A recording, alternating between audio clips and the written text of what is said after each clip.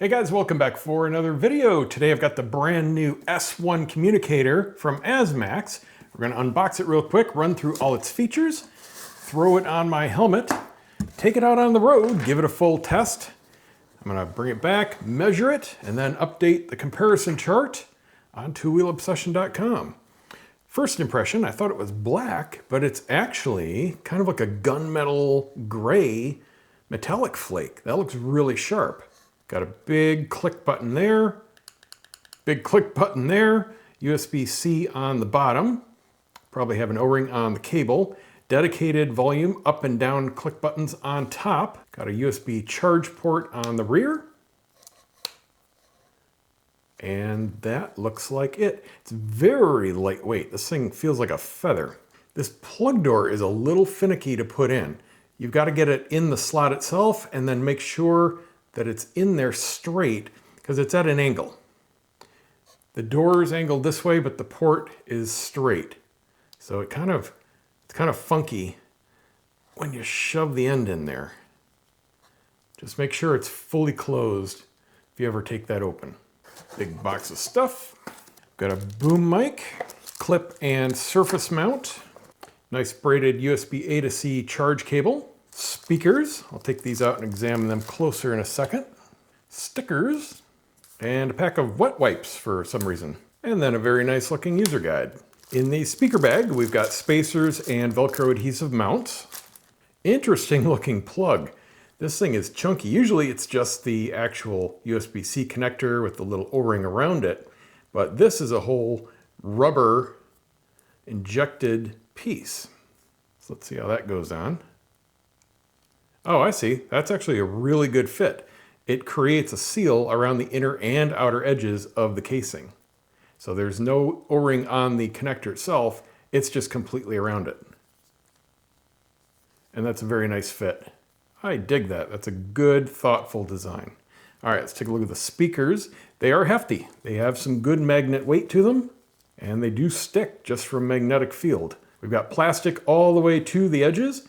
Feels like a very durable but thin, light foam, and Velcro on the back again with complete plastic framing. So very easy to stick in any helmets, and they're gonna sit there no problem. And then the typical proprietary 2 connector for the optional microphone. A couple notable things about this particular new unit. One, it has built-in noise reduction. It is a proprietary mesh. You can always connect via Bluetooth to any communication system. It does support fast charging, it has an FM radio, and it has built-in voice controls, so you don't have to just use buttons, and that's all in addition to Siri or Google Assistant. All right, very cool. Let's get it installed. And just a quick note on attachment and detachment from the clips. It's quite difficult. There's no magnet, there's no self-alignment or anything. Getting it off is a lot tougher than putting it on. The release clip is very stiff, barely moves, so you've really got to push it in and then slide it up. And there are 3 catches, and it just barely wants to move. That slide just barely detaches it. So you just got those 3 click points. And putting it on, same thing, but it's very stiff. You got to make sure that all 3 are aligned because there is wiggle room. So there's putting it on and off. If you're going to be doing that a lot, you're not going to like it. But if you leave it on the helmet, it's fine. Also note that even though it's a USB-C connector, which you can put on either way, this plug is only designed to put it on so that the wire faces the helmet. Because of that angle, if you flip it around the other way, it doesn't go in all the way. So with it physically mounted, now I just need to install the app. There are options in the app that you need to go through before your first run, including updating the firmware and setting options like enabling the voice assistant. Also note, the QR code link is wrong. It should take you to a page to download either the iOS or Google Play options, but it takes you directly to the Google Play Store. I'm on iOS, so obviously that doesn't do any good. Just search the Apple Store for ASMAX World. And a quick note on the I've been trying to start this video clip for about a minute. A note on the firmware updates. It went perfectly smoothly. You initiate it from the app. It goes through a few things while the app is connected, gives you a checklist, And then at the very end, it splashes a screen that says this will take about 7 minutes. It disconnects, this turns off, and it looks like it's not doing anything. Leave it alone.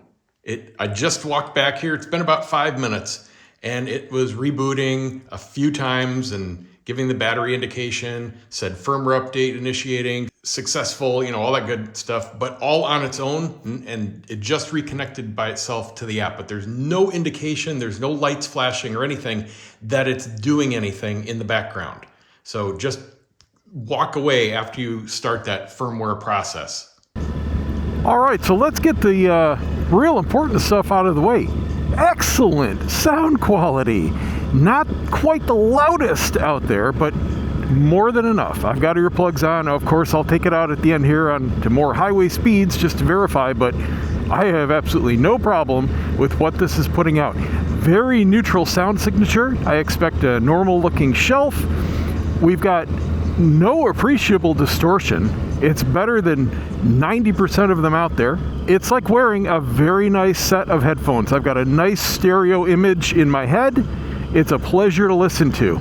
The dedicated plus and minus buttons on for volume, very easy to hit even with gloves. Music, navigation, the radio volume, all top notch, no issues whatsoever there. The app itself has a lot of nice features as well. We do have one LED on the side of the unit. If that's important to you for whatever reason, you can set it to flash or you can set it to breathe, and they've got 7 different preset colors you can choose from. I just have it off. All that does is waste battery to me. With the built-in voice assistant, you can say the phrase. I'm not going to say it right now because it'll start triggering things. You can do the volume, you can answer or make calls, you can control your intercom, any of the major features right there just by saying hi and then MAX. And just to verify here with full wind noise, full blasting in the face, no problem hearing the lyrics. It's not seen at 60S levels, but no one's going to complain that they can't hear their navigation prompts, which is really key for me at highway speeds, having to get details out of a comms unit. Jumping into the measurements real quick, it is, as I expected, a very nice balanced sound. Great for people that actually want to enjoy the music and have a good headphone-like experience while they're going down the road. Got a peak of 96.4, all clean. So there you go. If you're looking for a great, I don't even want to call this a budget system. It's budget because it's inexpensive, but performance and feature-wise, this thing has nearly everything. This is going to be the one to beat for some time to come. I'll put any discount codes or coupons I have down in the description for you. Hope this helps. We'll see you next time.